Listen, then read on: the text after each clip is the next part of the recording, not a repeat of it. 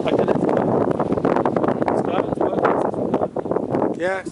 So now, we were holding by King Solomon, the chosen son. Yeah? So he built the base of English, and it stood for 400 years. This base of English was unbelievable. Solomon the world, beauty, and all the nations came. Then after those 400 years, the nation of Babylon, because we weren't getting along as people, we weren't serving God the right way, came and they basically conquered this place, and this was completely destroyed. And for 70 years we were in Babylonia. Then after that, another 400 years we were allowed to come back here and rebuild, but it was a half sort of situation because not everyone came back and it wasn't as beautiful as the time before. During that time, that was the Purim story, how we got back here for the second temple, and then during that second temple was the Hanukkah story in the middle around about, and with the Greeks. And then the Greeks weren't able to conquer Israel, but the Romans did. They came after 400 years, we had a temple here, and they conquered Israel. And then basically for around 2,000 years we didn't have temple. We didn't have a temple here, and until now we weren't in Eretz Israel. We weren't here. We were around the world, like we talked about before, with the Holocaust Museum, Yad Vashem, all the different stories of all the nations where we were. We're back.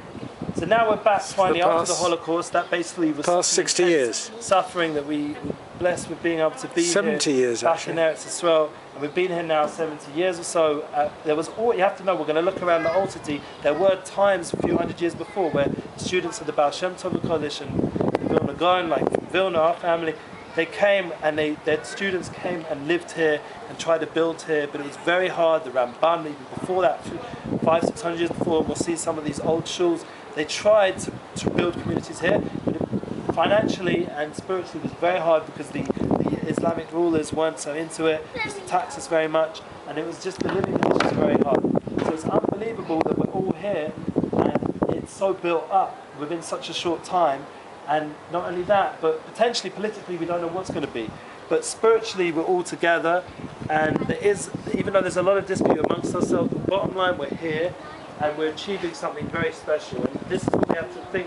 We don't know what the future will be in terms of like how it will play out, but we do know we're promised the third temple. And that third temple will be even better than the two before, because it will have all the combinations and all the positivity that you can imagine, and there will be peace on earth forever. That's what we pray for.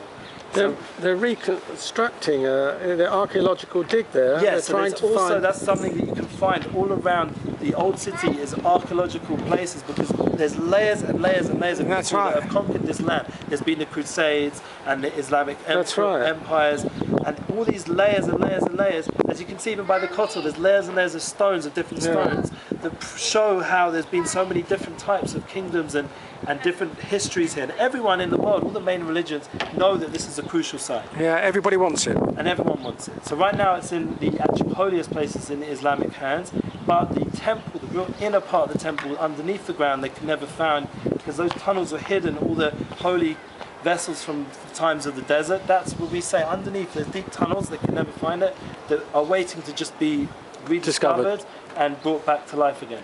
So we're not in the full completion of the Jewish people's history of what our job is here at this central place of the world, the creation of the world, but we know we're close to it. Now I just want to tell you one nice thing just to end off that everyone would appreciate.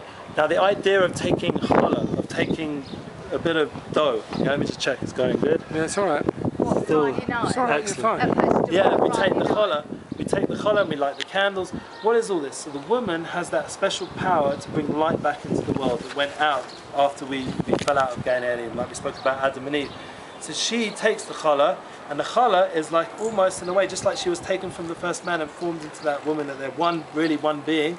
So too the woman brings again out from the challah, she takes out and dedicates the challah for holy purpose, that brings again the